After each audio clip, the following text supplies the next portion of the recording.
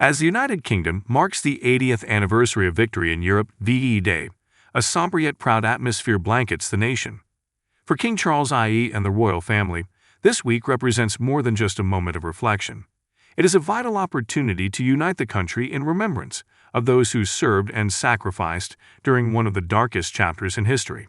The king, despite ongoing health challenges, has shown unwavering dedication to his duties, determined to ensure that the commemorations are carried out with the reverence they deserve. The VE Day celebrations began with a grand military parade that marched through the heart of London, featuring regiments from across the Commonwealth, as well as decorated veterans who proudly wore their medals. These parades evoked powerful emotions, reminding the public of the collective resilience that carried Britain through World War II. The King and Queen Camilla stood at the forefront, symbolizing stability, continuity, and a deep respect for tradition. Later, a special tea party hosted at Buckingham Palace brought together surviving veterans and their families. Conversations flowed, music from the 1940s filled the air, and stories were shared about bravery, survival, and camaraderie. This gathering was not just ceremonial, it was deeply personal, allowing the royal family to engage directly with those who had witnessed history firsthand. Veterans expressed their appreciation for the king's presence, seeing it as a meaningful gesture during a challenging time for him personally. Throughout the week, cities and towns across the United Kingdom organized local events to pay tribute. Churches held remembrance services, schools engaged students with historical lessons, and communities came together in parks and halls to light beacons of remembrance. Historic buildings were illuminated in red, white, and blue, casting a patriotic glow over the landscape. At the Tower of London, an installation of ceramic poppies created a powerful visual tribute to those who gave their lives. The culmination of the commemorations came on May 8, with a solemn national service of thanksgiving held at Westminster Abbey.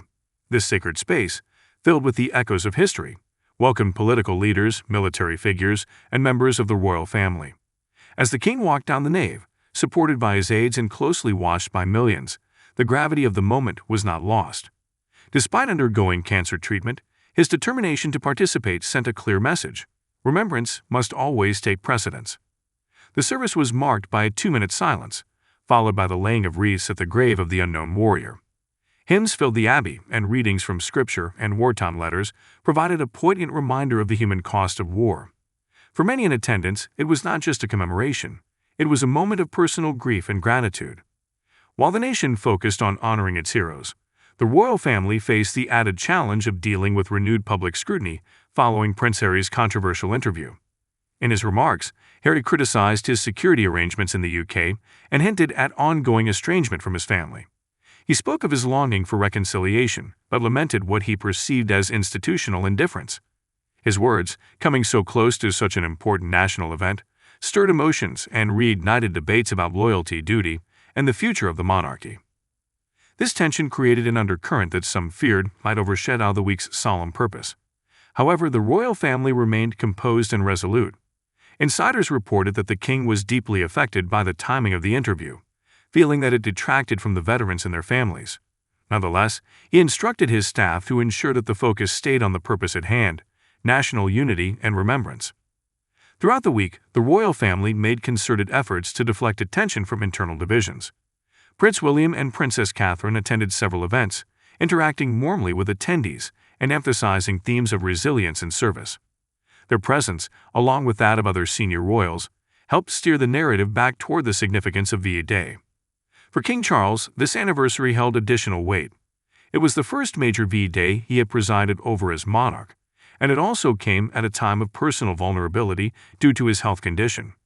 Yet, his steadfast participation served to remind the public of his commitment to duty. Observers noted that his speeches were filled with empathy, strength, and a deep sense of history.